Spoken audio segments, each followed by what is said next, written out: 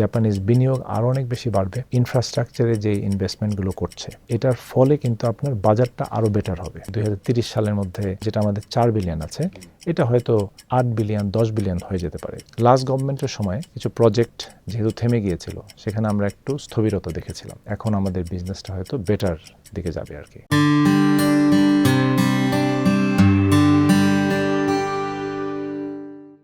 বণিক বার্তার অন্তর্দৃষ্টির আজকের পর্বে আপনাদের সবাইকে স্বাগত জানাচ্ছি।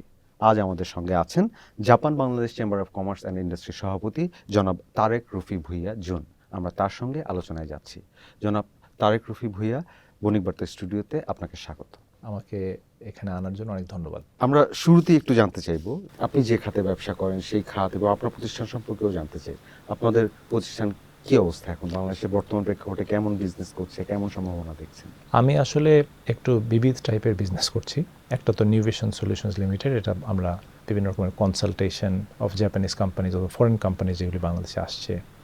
আমাদের আবার একটা নিউভিশন ইঞ্জিনিয়ারিং অ্যান্ড কনস্ট্রাকশন আছে, যেটার মাধ্যমে আমরা বিভিন্ন রকমের, এখন আমরা মেইনলি জাপানের যে কনস্ট্রাকশন সেগুলিতে বিভিন্ন রকমের হেল্প করা, ডিজাইন করা, তারপরে কনস্ট্রাকশনের মধ্যে যাওয়া, সেগুলিতে কিছু কাজ করছি। আমাদের কিছু আইটির বিজনেস আছে। আমি আবার ক্রিমসন কাপ বলে একটা যে আছে এটার সাথেও জড়িত। আবার গিনজা বলে একটা আছে, ফিউশন রেস্টুরেন্ট। তো বিভিন্ন ধরনের বিজনেস আমরা যেহেতু করছি, সেটার আমি বলবো যে ধরেন লাস্ট গভর্নমেন্টের সময় আমাদের হয়তো কিছু প্রজেক্ট যেহেতু থেমে গিয়েছিল সেখানে আমরা একটু স্থবিরতা দেখেছিলাম। তো আমরা এই গভর্নমেন্ট আসার পরে আমরা দেখছি যে ধরেন জাপানিজ বিনিয়োগও বাড়ছে বাংলাদেশে এবং দে আর শোয়িং মোর ইন্টারেস্ট। তো সেই দিক থেকে আমরা মানে খুব আশাবাদী যে এখন আমাদের বিজনেসটা হয়তো বেটার দিকে যাবে আর কি। আমাদের সাম্প্রতিক সময়ে ইকোনমিক পার্টনারশিপ এগ্রিমেন্ট ইপিএ, যেটা আমরা বলছি এফটিএ, সেটা স্বাক্ষর হয়েছে এবং এর মাধ্যমে বাংলাদেশ এবং জাপানের সম্পর্ক কৌশলগত অংশীদারত্ব পর্যায়ে পৌঁছেছে। এই অংশীদারত্বের সবচেয়ে বড় অর্থনৈতিক তাৎপর্য আপনার কাছে জানতে চাইব, বিশেষ করে বিনিয়োগ, আমাদের যে সাপ্লাই চেইন বা সরবরাহ শৃঙ্খল, প্রযুক্তি, অর্থনৈতিক নিরাপত্তা, এইসব ক্ষেত্রে যে দুই দেশের সহযোগিতা, এগুলো কী ধরনের পরিবর্তন আপনি প্রত্যাশা করেন? ইপিএ আসলে একটা অনেক ইম্পর্ট্যান্ট একটা step between the two countries. কারণ আমাদের যেটা হয়েছে যে এটার আগে তো আমাদের আসলে পিটিএ ছিল একটা শুধু ভুটানের সাথে।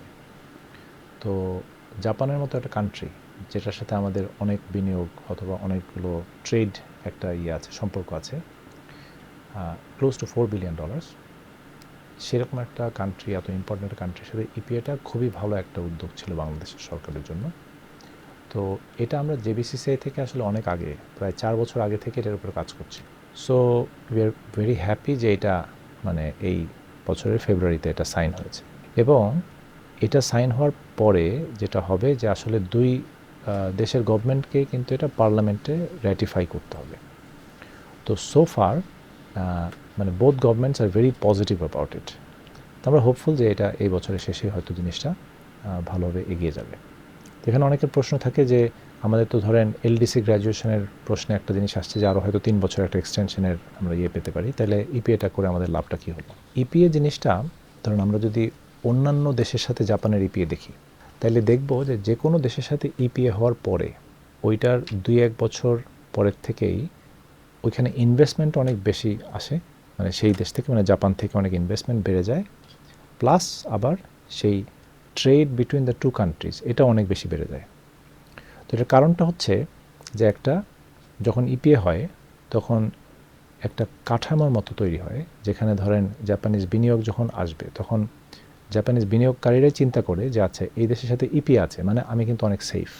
এটা ধরেন ইন্টেলেকচুয়াল প্রপার্টি হোক অথবা ওই দেশে যে আমি যদি ইনভেস্ট করি সেটার মধ্যে কোনো ঝামেলার মধ্যে পড়ি তাহলে যেভাবে আমি এটাকে সলভ করতে পারবো, এই সবগুলো জিনিস যদি দেখা যায় তাহলে দেখবেন যে ইপিএর ফলে সবসময়ই এটা মানে অনেক ভালো হচ্ছে। আর বাংলাদেশের সাথে জাপানের ধরেন আমাদের এক্সপোর্টের মূল জিনিসটাই হচ্ছে গার্মেন্টস। তো গার্মেন্টসের একটা বড় জিনিস হচ্ছে আমি কি জিএসপি সুবিধাটা এই এলডিসি পরে পাবো কি পাবো না, এরকম একটা জিনিস। তো ইপিএর ফলে কিন্তু এটা আমাদের জন্য একেবারে মানে for a very long time, যতদিন পর্যন্ত ইপিএ থাকবে ততদিন পর্যন্ত কিন্তু আমাদের এটা নাই। তাহলে বাংলাদেশের দিকে অনেকের প্রশ্ন থাকতে পারে যে আমরা তাহলে মানে জাপান তাহলে এটা কী পাবে? তো জাপান যেমন বাংলাদেশে অনেক গাড়ি, তাই না? গাড়ি একটা বড় বিজনেস যেটা আমরা ইম্পোর্ট করছি, অথবা বিভিন্ন মেশিনারিজ, এগুলো আমরা জাপান থেকে নেই। তো সেই ক্ষেত্রে যেটা আছে যে এটা 15 থেকে 17 বছরের মধ্যে এই যেই ইম্পোর্ট ডিউটিটা আছে সেটা আস্তে আস্তে গ্র্যাজুয়ালি কমে আসবে। সো এটা এরকম না যে আমি কিন্তু ইপিএ সাইন করলাম, আমি মানে নেক্সট ইয়ার থেকে আমি এইগুলো পাবো না, সেরকম না কিন্তু। So there is a long road map, যেটার মাধ্যমে এটা আসলেই বাংলাদেশের জন্য খুব ভালো একটা জিনিস হচ্ছে। আর আরেকটা বড় জিনিস হচ্ছে যে এখন যেহেতু আপনার ইপি অথবা এফটি বিভিন্ন জায়গায় আপনাকে করতেই হবে, যেমন ইন্ডিয়া করেছে ইউরোপের সাথে, তো এটার কিন্তু ওরা অনেক ফল অলরেডি পাচ্ছে। তো সেরকম জায়গায় কিন্তু আমরাও যেতে চাচ্ছি, ইউরোপের সাথে হোক, ইন্ডিয়ার সাথে হোক, চায়নার সাথে হোক। তো সেই ইপি এর যে নেগোসিয়েশন, এই নেগোসিয়েশনটা কিন্তু আমরা শিখে গেছি, কারণ জাপানের সাথে করেছি। আর জাপান খুব একটা ফ্রেন্ডলি কান্ট্রি, তাদের সাথে আমাদের যে ইপিএটা, সেটার মধ্যে আপনার হয়তো জেনে আশ্চর্য হবেন যে এই ইপিএতে কীভাবে নেগোশিয়েট করবে, এটাও কিন্তু জাইকা একটা ফান্ডিংয়ের মাধ্যমে আমাদের অনেক ইয়েকে ট্রেন করেছে। তো ট্রেন হওয়ার ফলে মানে নিশ্চয়ই আমরা এই যে ট্রেনিংটা পেয়েছি এবং একটা ইপি একটা হয়েছে, সেটার ফলে এটা অন্য যে ইপিএগুলো হবে, যেটা বাংলাদেশের জন্য অনেক ইম্পর্টেন্ট, সেটাতে অনেক হেল্প করবে। এই যে চুক্তিটা আমাদের হলো, এর যদি আমরা সুফল পেতে চাই আগামী 2-3 বছরে আমাদের সবচেয়ে বড় অগ্রাধিকারগুলো কি হওয়া উচিত? এর আগেও জাপান ধরেন 21টার মতো ইপিএ করেছে। ফার্স্ট অফ অল মানে ধরেন আমরা যেই সময়টা ইপিএটা করেছি, আমাদের জন্য একটা বড় জিনিসটাই ছিল যে আমরা গার্মেন্টস যাতে জাপানে বাড়াতে পারি, কারণ গার্মেন্টসটা একটা ইম্পর্টেন্ট ইয়ে। তো সেখানে কিন্তু জিএসপি ফ্যাসিলিটি যেহেতু এরপরে চলে যাবে, এই জন্য কিন্তু এটা আমাদের জন্য ইম্পর্টেন্ট ছিল। তো সেটা কিন্তু আমাদের মানে এখন থেকে এটা যদি কোনো কারণে এটা 29 পর্যন্ত না থাকে কিংবা কিছু, আমরা কিন্তু এটার বেনিফিটটা ইমিডিয়েটলি যদি না পাই তারপর আমরা কিন্তু এটা মানে পেয়ে যেতে থাকবো সবসময়। এটা একটা বড় জিনিস। তবে মানে আপনি যেটা জিজ্ঞেস করলেন যে ইপিএর জন্য আমাদের এখন কি করা উচিত। আচ্ছা, ইপিএর যেহেতু অনেকগুলো বেনিফিট এখানে লেখা আছে, কিন্তু সেটাকে বিজনেসম্যানদের যদি ওটা ধরতে হয়, তাহলে কিন্তু you need to make some changes, structural changes within your company অথবা within the structure of the ইয়ে। মানে ধরেন আপনি বাংলাদেশের সরকারের যে পলিসি, এই পলিসিটা এটার সাথে কি একই রকম হচ্ছে কিনা, সেটার জন্য কিন্তু কিছু টাস্ক ফোর্স তৈরি করা দরকার। তা আমরা জেবিসিসিআই থেকে অলরেডি এই আলোচনাটা করেছি গভর্নমেন্টের সাথে। কমার্স উদাহরণ সহ বিষয়টা বুঝতে চাইতে পারি, বা প্রাতিষ্ঠানিক জায়গা থেকে, আপনি সরকার না হোক, একটা প্রাতিষ্ঠানিক জায়গা থেকে এই অ্যালাইনমেন্টটা কিরকম হওয়া উচিত, একটা উদাহরণ কি জানতে পারি? এটা একটা হতে পারে, ধরেন আপনি একটা গার্মেন্টস ফ্যাক্টরি, আপনি জানতে চান যে আচ্ছা এই ইপি এর মাধ্যমে আপনার আসলে কি মানে কোনো চেঞ্জ আসতেছে কিনা কিংবা কিছু, মানে স্পেসিফিক জিনিসটা যদি আপনি জানতে চান, তখন বুঝতে হবে যে আপনি যেই এইচএস কোডের কাজ করেন সেটা কি আসলে এই ইপি এর আওতায় পড়ছে কিনা। তো কিছু টেকনিক্যাল জিনিস যে আপনি যেই কাজটা করছেন, মানে ধরেন ইপিএ তো একটা 7,000-8,000 আইটেমের উপর হচ্ছে, সেই আইটেমের মধ্যে আপনার নিজের ফ্যাক্টরি কি এটার মধ্যে পড়ছে কিনা, সেই স্পেসিফিক কোয়েশ্চেনগুলো আপনার থাকবে। তো সেগুলোর মানে EPA is a very long document, সেটা আমরা চেম্বার থেকে চেষ্টা করছি যে সেটাকে এমন একটা আরেকটু ইজি একটা ডকুমেন্ট তৈরি করতে। আমরা এটা ইপিবির সাথেও কথা বলছি, ঢাকা ইউনিভার্সিটির একটা ডিপার্টমেন্টের সাথে, এই জাপান স্টাডিজ ডিপার্টমেন্টের সাথেও কথা বলছি যে সেটাকে কিভাবে খুব ইজি করা যায়, যাতে যে কোনো বিজনেসম্যান অথবা তারা যাতে এটা নিজেরা দেখেও যাতে বুঝতে পারে যে আমি এরকম মানে ইয়েটা হতে পারে।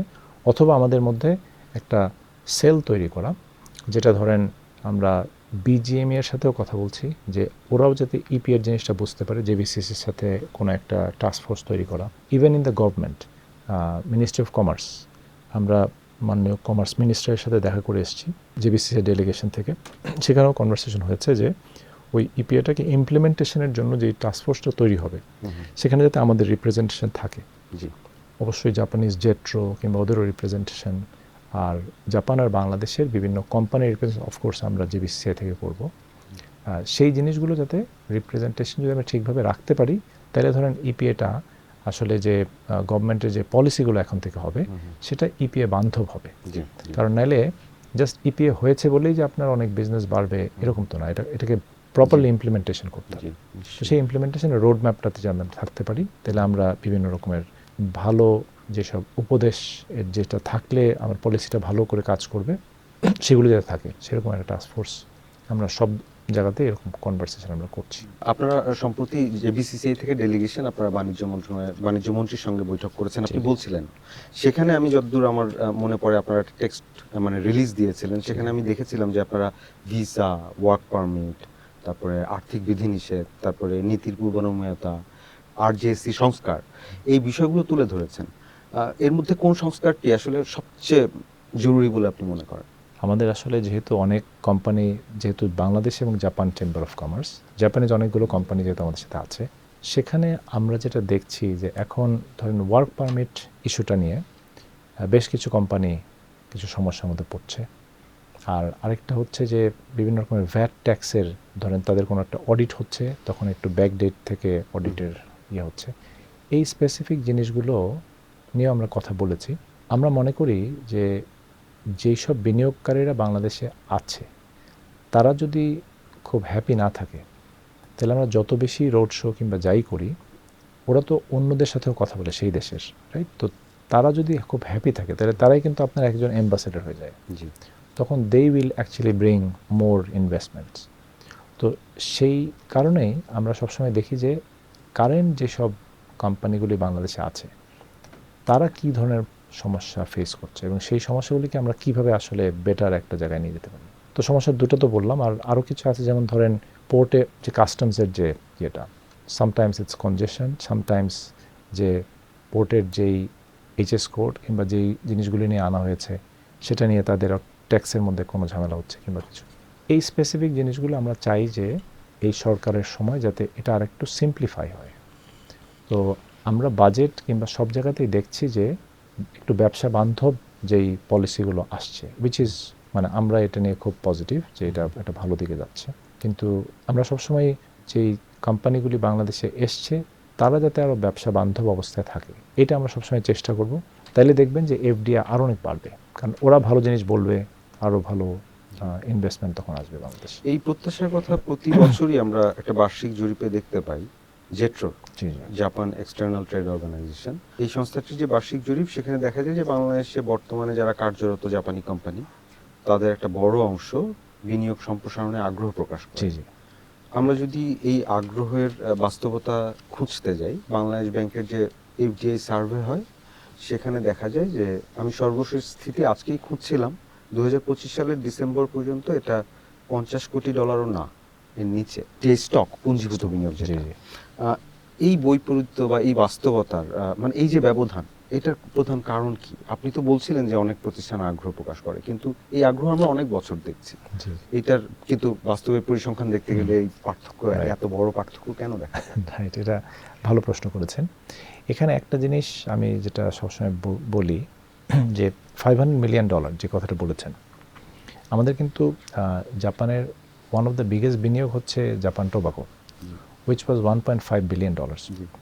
সেটা যেহেতু অন্য দেশ হয়ে এসছে এই কারণে এটা আসছে না। সো মানে first of all it is not just 500 million, it is at least 2 billion. তারপরে 2 billion is a very small number. হ্যাঁ, জাপান থেকে যদি আমরা যেই জাইকার অনুদান এখন পর্যন্ত পেয়েছি সেটা 20 বিলিয়নের উপরে, তো সেটার তুলনায় চিন্তা করি লেস দেন 10%। সেটা কেন এবং এটা আসলে কীভাবে বাড়ানো যায়, দ্যাটস দ্য রাইট কোয়েশ্চেন। তো আমি মনে করি যে আমরা এটা কিন্তু কয়েক বছর ধরে আমি দেখছি যে আমরা এইড থেকে ট্রেডের দিকে যাচ্ছি এবং আমাদের যেসব জাপানিজ বিনিয়োগ এখন আসতেছে, আগের বিনিয়োগগুলি ছিল, ধরেন আমি 10 ইয়ার্স আগের কথা বলছি, সেই সময় ট্রেন্ড ছিল যে বাংলাদেশের যেহেতু লেবার কস্টটা চিপার, এই কারণে বাংলাদেশে বিভিন্ন জিনিস তৈরি করে এটাকে বাইরে এক্সপোর্ট করা, সেটাই ছিল কিন্তু মেইন বিজনেস। জাপানিজ কোম্পানিগুলো এসে এখানে বিভিন্ন জিনিস তৈরি করে বাইরে নিয়ে যাবে। আমরা কিন্তু সেখান থেকে বেরিয়ে এসেছি। এখন যেটা দেখা যাচ্ছে যে আমাদের যে নিজেদের যে মার্কেট, এই মার্কেটটা অনেক বড় হয়ে যাচ্ছে। সো তারা এখন এই দেশে ফ্যাক্টরি তৈরি করছে যে এখানকার মার্কেটকে সার্ভ করার জন্যই কিন্তু তারা এটা তৈরি করছে, বাংলাদেশের মার্কেট। এবং বিভিন্ন সার্ভিস কোম্পানিও কিন্তু বাংলাদেশে এখন আসছে। দেখবেন যে জাস্ট কয়েকদিন আগেই মানে ইউনাইটেড গ্রুপ নিয়ে আসছে, যদিও কিনোকুনিয়া একটা জাপানিজ এসছে, আইশোদো বলে একটা কোম্পানি, তারাও মাত্র 2টা স্টোর তারা দিয়েছে। তো এগুলো তো আসলে গুড নিউজ যে এরকম জিনিসপত্র আসছে। একটা বড় জিনিস হচ্ছে যে বাংলাদেশে অনেকগুলো জাপানিজ বড় কোম্পানি, ট্রেডিং কোম্পানি বেশ অনেক বছর ধরে কাজ করছে, মানে স্বাধীনতার আগে থেকেই। জি যেমন মিৎসুবিশি, সুমিতোমো, এরা কিন্তু অনেক বছর ধরে আছে। কিন্তু এখন মানে দেখবেন যে এরা কিন্তু বাংলাদেশে ইনভেস্ট করা শুরু করেছে। মানে আপনি বলছেন যে বাণিজ্য থেকে তারা উৎপাদনে ম্যানুফ্যাকচারিং এ আসছে। মানে এরা তো এতদিন ট্রেডিং, হ্যাঁ, বাণিজ্য করেছে। এখন ওরা মাঝে মাঝে উৎপাদনে আসছে, মাঝে মাঝে তারা করছে কি বাংলাদেশের কোম্পানিতে ইনভেস্ট করছে, ওকে, জয়েন্ট ভেঞ্চার। Joint venture. যেমন ধরেন মিৎসুই এসিআই এর 2টা প্রজেক্টের মধ্যে তারা ইনভেস্ট করেছে। স্বপ্ন তো অবশ্যই এই তো very নিজেরা recent, করেছেন। তারপরে আরেকটা হচ্ছে এসিআই মোটরস, যেটা ইয়ামাহা, তো সেটা একটা গুড নিউজ। আবার মিৎসুবিশি জি এখন কিন্তু 2টা বড় বড় ইনভেস্টমেন্টে তারা এসছে। একটা হচ্ছে র্যাঙ্কনের সাথে তারা একটা ইনভেস্টমেন্ট করছে, যেখানে এক্সপ্যান্ডার তারা বাংলাদেশে তৈরি করছে, সেটার মধ্যে তারা ইনভেস্ট করেছে। আরেকটা হচ্ছে আলফামার্ট, যে এই কোম্পানিটা ইন্দোনেশিয়ান কোম্পানি, যে বাংলাদেশে আসছে, সেটার মধ্যেও কিন্তু তারা ইনভেস্ট করেছে। সো এগুলো বেশ ভালো একটা ইয়ে দেখাচ্ছে যে বাংলাদেশে তাইলে ধরেন যে মডার্ন ট্রেড বলেন অথবা মানে রিটেল যে অবস্থাটা, সেটার মধ্যে কিন্তু বিদেশিরা ইনভেস্ট করছে। এই জিনিসগুলো কিন্তু খুব রিসেন্ট ঘটনা। জি সো আমি মনে করি যে এই $2 বিলিয়ন খুব তাড়াতাড়ি বাড়বে। আমাদের ট্রেড, দুই দেশের মধ্যে যে ট্রেড, এটা ইপি এর কারণে এটা অনেক দূর বেড়ে যাবে। সো আমি খুব পজিটিভলি দেখি। হ্যাঁ, 2030 সালের মধ্যে ধরেন যেটা আমাদের 4 বিলিয়ন আছে, এটা হয়তো 8 বিলিয়ন 10 বিলিয়ন হয়ে যেতে পারে, if we are really going in a good direction. আমাদের যে বৈশ্বিক যে সাপ্লাই চেইন সরবরাহ শৃঙ্খলের যে পুনর্বিন্যাস হচ্ছে একদম, তারপরে চায়না প্লাস ওয়ান কৌশল, ইন্দো প্যাসিফিকের অর্থনৈতিক বাস্তবতা, তারপরে আমরা যদি জাপানের বিগ উদ্যোগ বা বে of Bengal industrial growth belt, তারপরে আমরা মাতারবাড়ির কথা জানি, 2,500 জাপানিজ ইকোনমিক জোনের কথা জানি, এই যে কৌশলগত প্রকল্পগুলো, এগুলোর প্রেক্ষাপটে বাংলাদেশের সবচেয়ে বড় সুযোগটা কোথায়, আর সেই সুযোগ কাজে লাগাতে আমাদের সবচেয়ে বড় সীমাবদ্ধতা আপনি কি দেখেন? আপনি যে বিগ পি, তারপরে free and open Indo Pacific, এগুলির কথা বললেন, এটার একদম মূল প্রজেক্টটাই হচ্ছে মাতারবাড়ি ডিপ সিপোর্ট, তো গভীর সমুদ্র বন্দর। এখানে যেটা হচ্ছে, এটা যদি মানে এটা তো আসলে 2030-এর দিকে আমাদের কমপ্লিট হওয়ার কথা। এটা যদি হয় তাহলে আমাদের ওভারঅল লজিস্টিক্স, যেহেতু আমরা ইম্পোর্ট এবং এক্সপোর্ট অনেক বেশি করে থাকি, সেটার কিন্তু একটা ড্রাস্টিক্যাল চেঞ্জ হবে। কীভাবে চেঞ্জ হবে?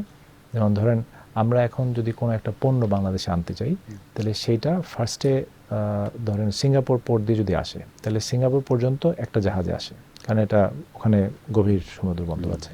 এটার পরে আবার কিন্তু ফিডার ভেসেলে করে জিনিসটা আবার আসে, এসে আবার আমাদের এখানে আসার পরে আরেকবার চেঞ্জ হয়ে আমাদের মানে ইয়ে পর্যন্ত আসে, বন্দর পর্যন্ত আসে।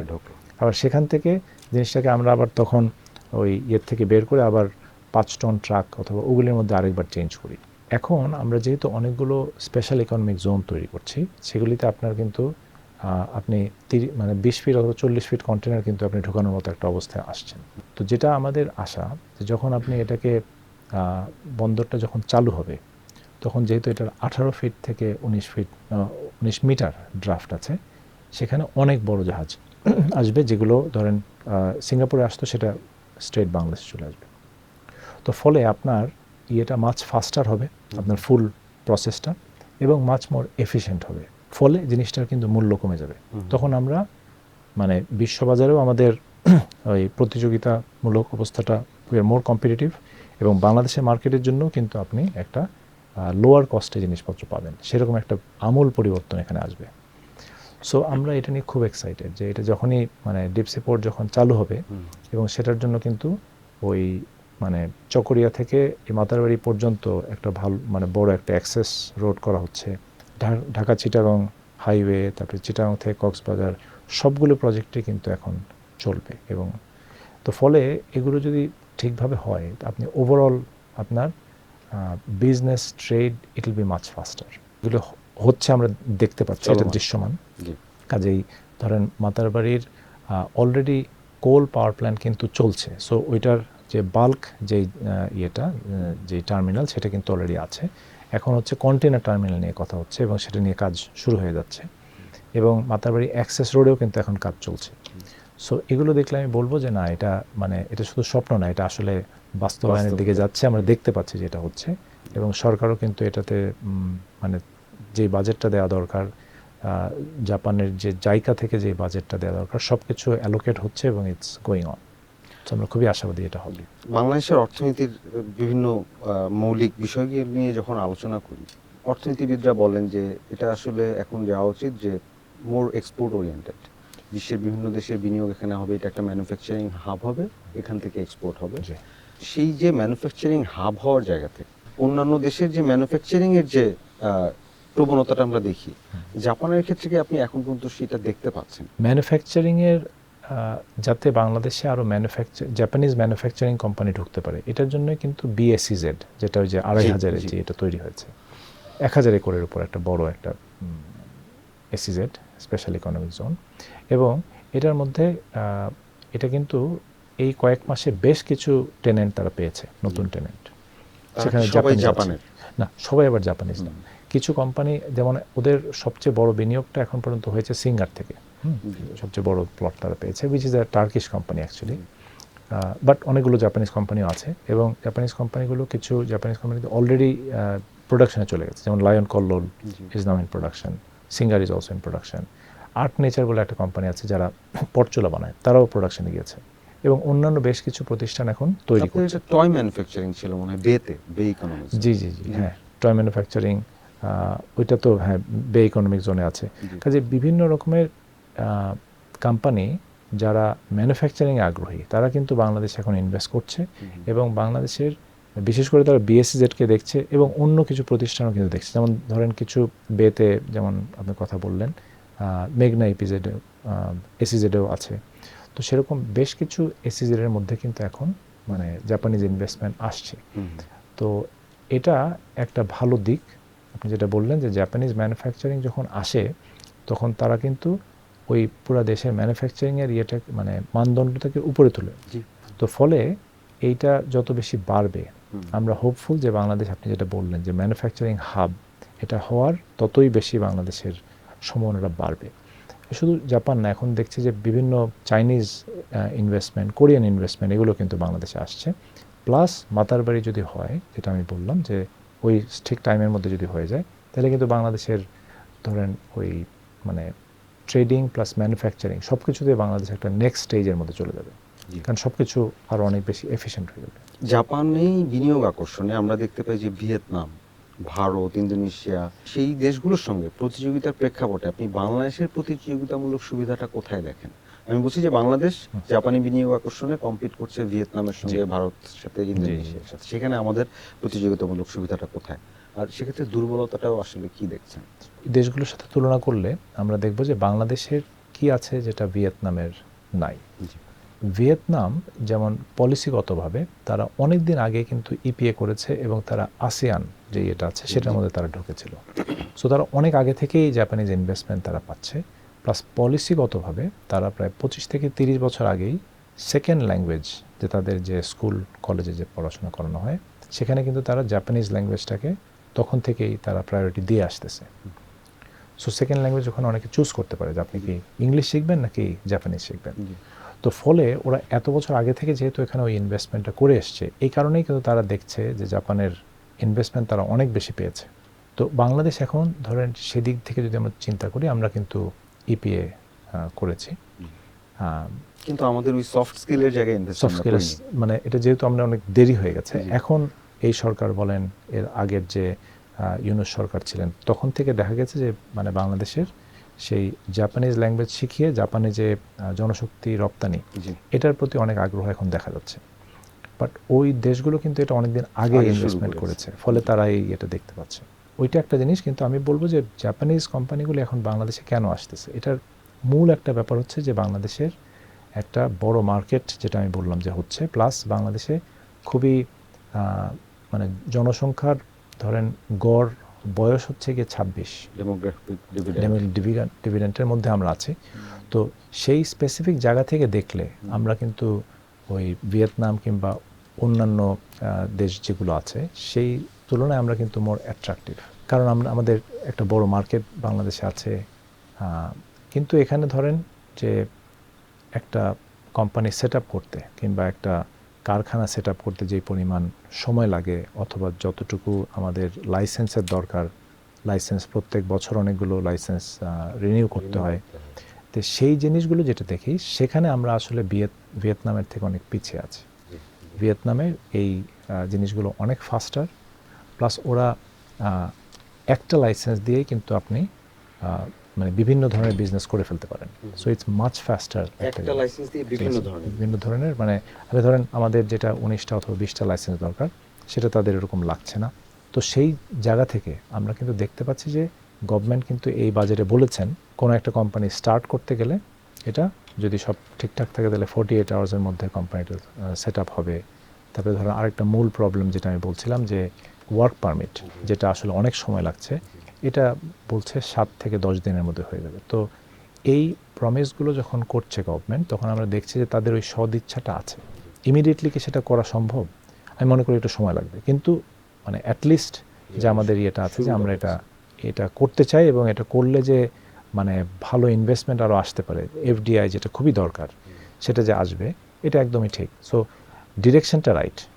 এখন আমরা এটাকে এক্সিকিউট কতটুকু করতে পারি সেটা হচ্ছে ব্যাপার। জাপানে দ্রুত জনসংখ্যার বার্ধক্য এবং আপনি দক্ষ কর্মীর চাহিদা বাড়ছে এই কথা বলছিলেন। আপনার মতে এই সুযোগ কাজে লাগাতে বাংলাদেশ এখন কতটা প্রস্তুত? আর সরকার, শিক্ষা এবং প্রশিক্ষণ প্রতিষ্ঠান যেগুলো আছে এবং বেসরকারি খাতের এক্ষেত্রে আসলে করণীয় বড় পদক্ষেপগুলো কি হওয়া উচিত? আমরা আসলে গত বছর থেকে যেটা পত্রপত্রিকায় দেখেছি কিংবা যে 1 লাখের উপরে বাংলাদেশের ওয়ার্কার জাপান নেবে। আমার কাছে মনে হয়েছে যে ওই ফিগারটা হয়তো রাইট না। কারণ হচ্ছে যে আমরা এখনও সেভাবে পুরোপুরি রেডি না। যেটা আমি আগেও বলেছিলাম যে অন্যান্য দেশ যারা অনেক দিন আগে থেকে শুরু করেছে, জাপানে কোনো জনশক্তি রপ্তানির একদম প্রথম বিষয়টা হচ্ছে যে জাপানিজ ল্যাঙ্গুয়েজটাকে একটা ভালো লেভেলে নিয়ে যেতে হবে। সেটা একটা ইম্পর্টেন্ট বিষয়। তো সেটা কিন্তু একটু সময়ের ব্যাপার। প্লাস জাপানে যে আমরা যে জনশক্তি রপ্তানি করব, আমাদের কিন্তু অনেকগুলি কম্পিটিটিভ কান্ট্রি আছে। ভিয়েতনাম থেকে কিন্তু এখনও অনেক বেশি তারা নিচ্ছে, ইভেন নেপাল থেকে তারা নিচ্ছে। তো তাদের সাথে আমাদের পার্থক্যটা কোথায়? ভিয়েতনামে ওই জাপানিজ ল্যাঙ্গুয়েজের লেভেলটা যেটা বললাম, ধরেন এখানে অনেকগুলো লেভেল আছে, N5, N4, N3, N2, মানে সবচেয়ে কমটা হচ্ছে N5, তারপরে সবচেয়ে ভালোটা হচ্ছে N1। তো ধরেন N1 অথবা N2 এরকম লোক কিন্তু ভিয়েতনাম কিংবা থাইল্যান্ড, কম্বোডিয়া এসব কান্ট্রিতে অনেক আছে, কিন্তু বাংলাদেশে কিন্তু এটা হাতে গোনা। আপনি যদি N1 বলেন তাহলে ইটস ভেরি লেস। অনেক আগে থেকেও যদি অনেক প্রতিষ্ঠান ছিল, কিন্তু তখন সেরকম কিন্তু এই জনশক্তি যে আসলে জাপানে যেতে পারবে সেরকম একটা ভিশন ছিল না।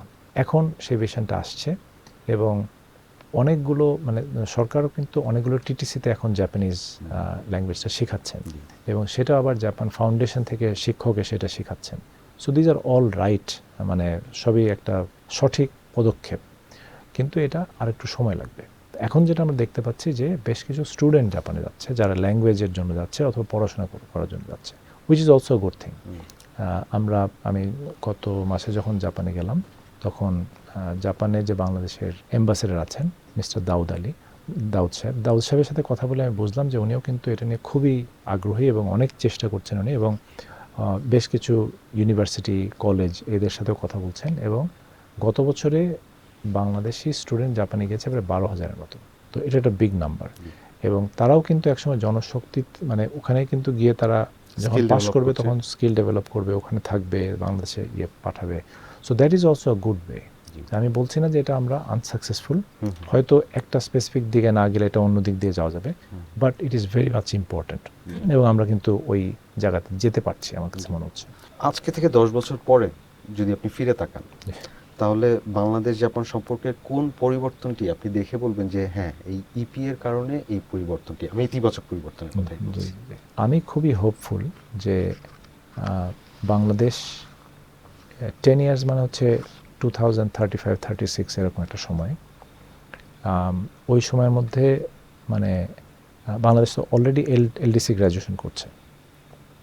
আমরা মধ্যমায়ের দেশ তো অবশ্যই ইনশাল্লাহ হয়ে যাব ততদিনের মধ্যে। আমাদের পার capital income we are hopeful যে এটা হয়তো $7,000-8,000 ক্রস করবে।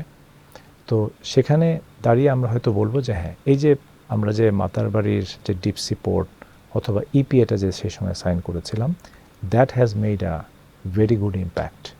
এবং দেশের ভিতরের যে ধরেন আপনি মেট্রো রেল, মানে সবগুলো প্রজেক্টই কিন্তু আসলে important to actually rich to that level. So আমরা ভেরি হোপফুল যে যে প্রজেক্টগুলোর কথা বললাম এগুলো ঠিকভাবে চলবে এবং যে টাইমে শেষ হওয়ার কথা সেই টাইমে হয়তো শেষ হবে, হলে আমাদের জন্য ভালো হবে। জাপানের সাথে আমি নিজেও ব্যবসা করি এবং জাপান বাংলাদেশ চেম্বারের সাথে আমি অনেক দিন ধরে সম্পৃক্ত। আমি মনে করি যে বাংলাদেশের সাথে জাপানের যে সম্পর্কটা আছে, যে মানে ফ্রেন্ডলি যে রিলেশনশিপটা আছে, এটা আমরা হোপফুল যে এটা আরও অনেক দিন থাকবে এবং এটার ফলে জাপানিজ বিনিয়োগ আরও অনেক বেশি বাড়বে। এটা আমরা যদি যেই ইনফ্রাস্ট্রাকচারে যেই ইনভেস্টমেন্টগুলো করছে, এটার ফলে কিন্তু আপনার বাজারটা আরও বেটার হবে। আপনার ইয়েটাও মানে ধরেন পার ক্যাপিটা ইনকামও বাড়বে, জিডিপির ইয়েটা বাড়বে, তখন জাপানিজ ইনভেস্টমেন্ট আরও অনেক বেশি হবে। এবং আমরা মনে করি যে বাংলাদেশ থেকে যে জনশক্তি রপ্তানি, এটাও আমরা তখন শুধু জাপান না, এটা পুরো পৃথিবীতে যখন আমরা এটা করতে চাই, আমাদের এখন যেমন অনেক লো লেভেলের মানুষ আমরা বাইরে এক্সপোর্ট করছি, কিন্তু ওই স্কিল, নিম্ন দক্ষতা, এটা যাতে স্কিলটা অনেক বেশি বেড়ে যায়, এটা কিন্তু বাড়বে। আমরা খুব আশাবাদী, পারলে কিন্তু আমাদের ওই এখন যেই ফরেন রেমিটেন্স যেটা আসছে, এটা আমি আশা করি যে এটা অনেক বেশি বাড়বে। সো ওভারঅল সব কিছু মিলে আমি বেশ পজিটিভ একটা মানে বাংলাদেশকে দেখতে পাই। জনাব তারেক রফি ভূঁইয়া জুন, বণিক বার্তা স্টুডিওতে আসার জন্য আপনাকে অসংখ্য ধন্যবাদ। আপনাকে অসংখ্য ধন্যবাদ আমার সাথে কথা বলার জন্য।